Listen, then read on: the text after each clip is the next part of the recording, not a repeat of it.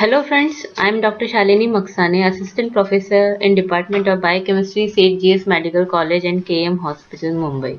In this particular session, we will discuss water-soluble vitamin C. Now, chemistry of vitamin C. Vitamin C term is used for all molecules having anti-ascorbic property. Anti-ascorbic property means the molecule which can prevent scurvy. Scurvy is a disease. Ascorbic acid and its oxidized form, that is dehydroascorbic acid, have vitamin C activity. Only only L isomer of ascorbic acid have biological activity, while D isomer does not have any vitamin C activity. Structural formula of ascorbic acid closely resembles that of carbohydrates. You need not to remember the exact formula of vitamin C, but you should remember that its structure resembles carbohydrates. The strong reducing property of vitamin C is due to enol group present in its structure, which is highlighted by black arrow in the picture. It is easily destroyed by the heat, alkali and storage. 70% of vitamin C activity is lost in the process of cooking. Now, a very interesting thing about vitamin C is that vitamin C is a vitamin only for few species like mammals and some other primates, because they cannot synthesize vitamin C. But some animals and plants can synthesize ascorbic acid as an intermediate of uronic acid pathway, where D-glucose is converted into D-glucuronic acid, then into L-gluconate, and finally it is converted into L-ascorbic acid with the help of enzyme L-gluconolactone oxidase. This particular enzyme is absent in mammals and some primates. That is why they are not able to convert D-glucose into ascorbic acid. So they have to take vitamin C in their diet. It is essential for them to take vitamin C in their diet. So this is very interesting thing about vitamin C. Now, metabolism of ascorbic acid. Ascorbic acid is absorbed in gastrointestinal tract by active transport when taken in low concentration.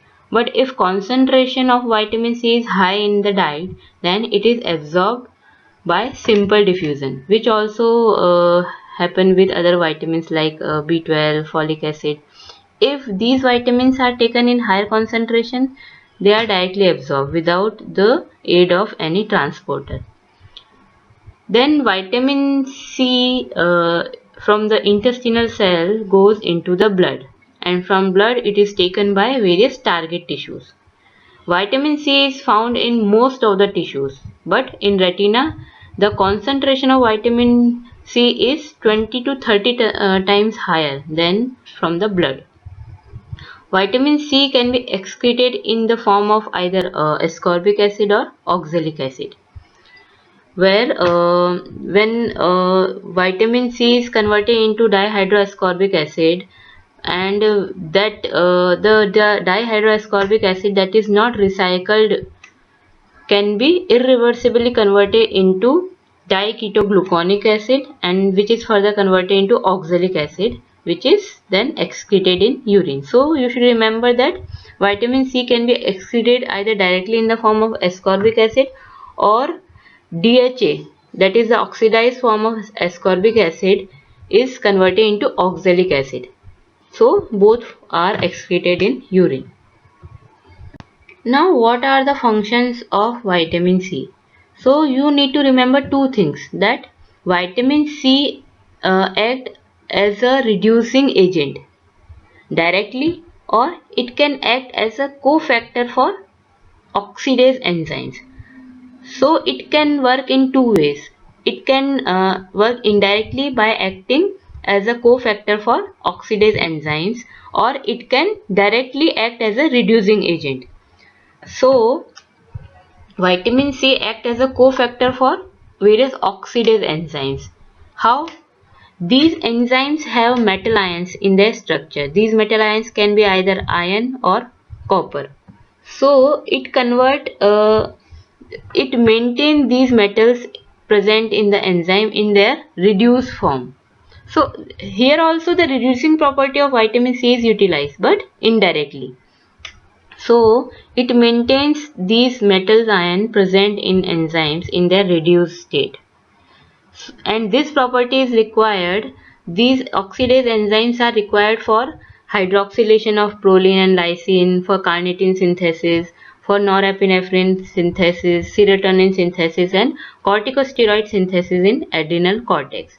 So these reactions require oxidase enzyme, and to maintain metal ions present in these oxidase enzyme, vitamin C is required. Now there is another part where vitamin C acts directly as a reducing agent, like for absorption of iron in intestine. Where dietary iron is present in ferric form, it is converted into ferrous form by vitamin C. So because of that, in vitamin C deficiency, there can be iron deficiency anemia. It also aids in the conversion of folate to tetrahydrofolate. This is how it enhances the utilization of folic acid. It converts methemoglobin into hemoglobin, or it prevents oxidation of vitamin A and E by either it converts the oxidized vitamin A and E into its reduced form, or it can directly act as a free radical quencher to prevent the oxidation of vitamin A and E. Now we will discuss few reactions catalyzed by vitamin C. So the first reaction is conversion of proline and lysine into hydroxyproline and hydroxylysine. Now hydroxyproline and hydroxylysine are essential for formation of cross links in the collagen, which provide tensile strength to the fiber. So it is required for formation of collagen and osteoids. It is also required for formation of intercellular cement substances of capillary wall. So indirectly it maintains capillary integrity, and this reaction is also required for wound healing. During wound healing, the supporting tissue is formed. So for cross-linking formation, proline and lysine are converted into hydroxyproline and hydroxylysine. So this is the reaction where proline is converted into hydroxyproline with the help of enzyme proline hydroxylase, and this enzyme contains iron as a metal ion. So this enzyme is active only when iron is present in its reduced form. So for reduction of ferric ion into ferrous ion, vitamin C is required. So vitamin C ascorbic acid is converted into dihydroascorbic acid, while simultaneously ferric ion is converted into ferrous ion. So this causes activation of enzyme proline hydroxylase, which convert proline into hydroxyproline. Now this slide shows the role of vitamin C for the formation of serotonin. Serotonin is synthesized from tryptophan with the help of enzyme tryptophan hydroxylase, which convert tryptophan into 5-hydroxytryptophan, which is further converted into serotonin. So for functioning of tryptophan hydroxylase enzyme, ascorbic acid is required. Tryptophan hydroxylase enzyme contains iron in its structure, so that iron is activated or reduced by the help of ascorbic acid. So this is how ascorbic acid is required for serotonin synthesis, which is a potent vasoconstrictor and a neurotransmitter. Now this slide shows the formation of norepinephrine, which require vitamin C. So conversion of dopamine to norepinephrine in central nervous system and adrenal medulla. For this reaction, vitamin C is required. So for conversion of dopamine to norepinephrine, the enzyme required is dopamine beta hydroxylase. This enzyme contains copper as its cofactor. So during the conversion of dopamine to norepinephrine, cuprous ion is converted into cupric ion. It is oxidized. So for reaction for further reaction to occur, this cupric ion should be converted back into cuprous ion. For this, ascorbic acid is required. Ascorbic acid is converted into dihydroascorbic acid, while cupric ion is converted into cuprous ion. So this cuprous ion again convert dopamine into norepinephrine. So this is how vitamin C is required for copper containing enzyme dopamine beta hydroxylase. Now what are the deficiency manifestations of vitamin C? So vitamin C deficiency leads to a classical disease called scurvy, where there is increased fragility of blood capillaries, sore and spongy gums, tooth loss because the pulp is separated from the dentine, and finally teeth are lost. It may also cause bone fracture, swollen joints, and spoon-shaped nails, which are characterized by their concave shape. It can also cause microcytic hypochromic anemia. So what is the reason? What is the pathophysiology behind all these manifestations? We will discuss in next slide. Here in this picture you can see spoon shaped nails with red spots, and you can see bleeding gums, that is called gingivitis. So what is the reason behind all these symptoms? We will discuss in coming slides one by one. Now what is the reason of capillary fragility in vitamin C deficiency? So in earlier slide we have discussed that vitamin C is required for intercellular substance formation in capillaries. So in vitamin C deficiency there will be deficiency of intercellular substance, ground substance which surrounds capillary walls. So the capillary wall become fragile or brittle in vitamin C deficiency. This causes easy bruising and formation of petechiae. Petechiae means small pinpoint hemorrhages in the skin, because the capillaries are not able to handle even small stress, and they become fragile, which causes the leak of blood from the capillaries and formation of petechiae. There is one test to find whether there is vitamin C deficiency. In this test, a sphygmomanometer cuff is placed in the forearm and the pressure is kept for 5 minutes. If petechiae is seen under the skin, that means there is vitamin C deficiency. Now vitamin C deficiency can cause hemorrhage, because of the same reason that in vitamin C deficiency there is no adequate intercellular substance, ground substance present in various connective tissues. So they become fragile. They cannot withstand the stress, and this causes internal bleedings. It may cause hemorrhage in conjunctiva and retina, as we have discussed that most of the vitamin C is present in retina. It can cause internal bleedings. The bleeding from nose is called epistaxis, and blood in urine is called hematuria, and blood in stool is called melena. So these all can occur in vitamin C deficiency. Now vitamin C deficiency causes osteoporosis and painful joints.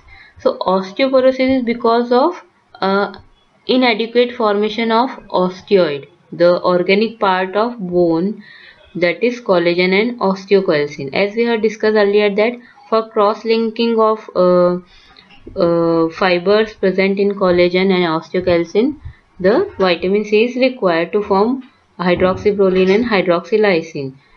So in vitamin C deficiency there is less organic osteoid, which causes osteoporosis, and the painful joints are because of hemorrhage into joint cavities because of fragility of capillaries.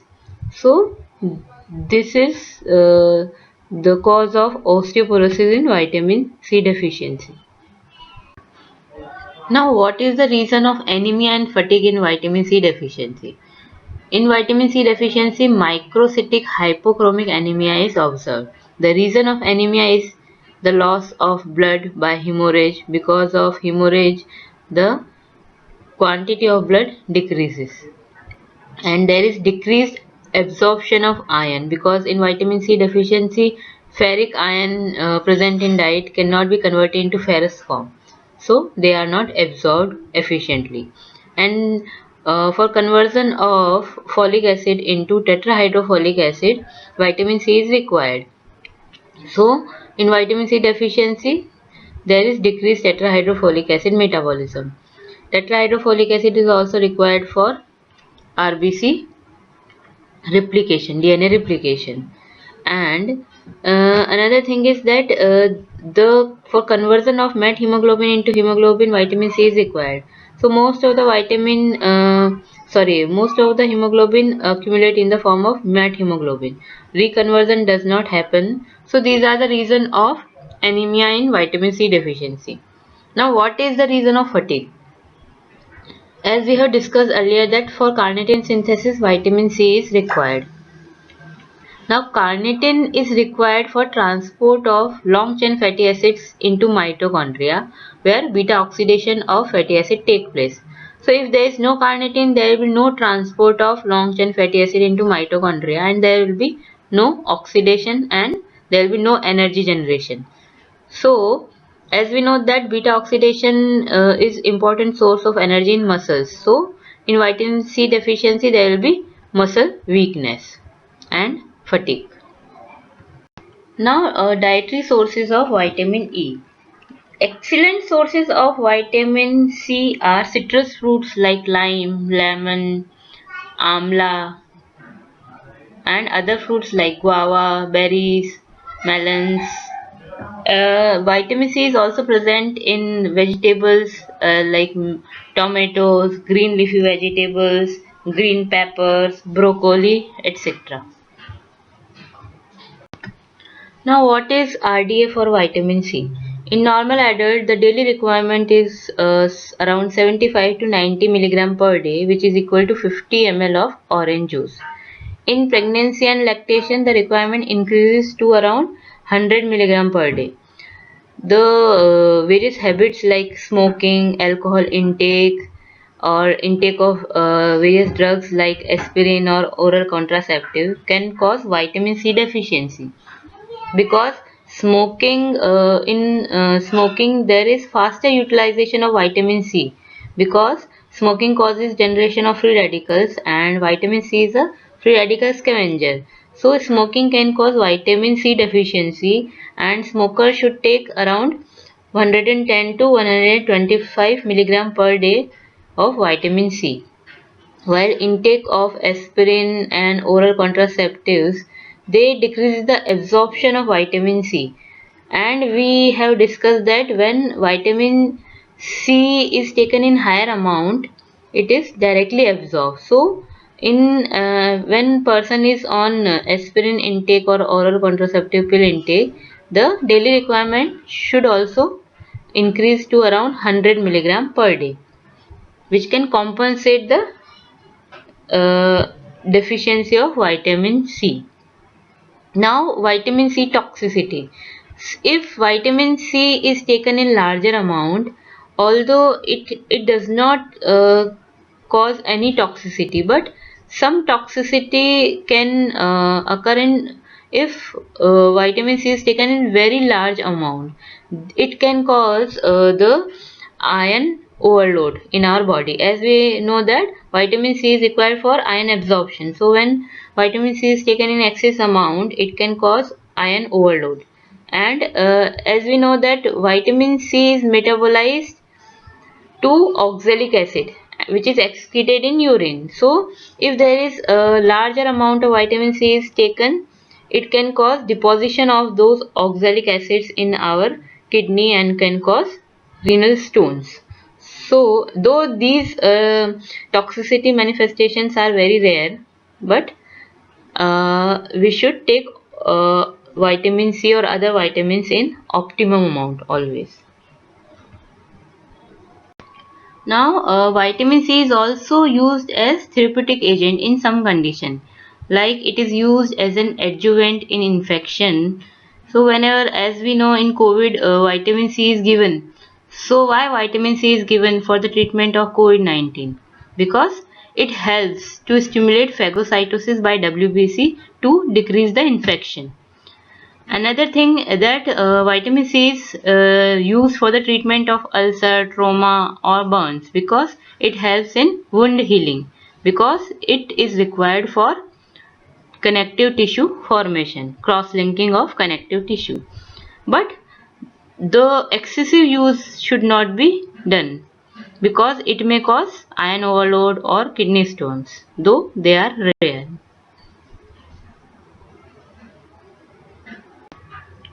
Thanks for watching the video.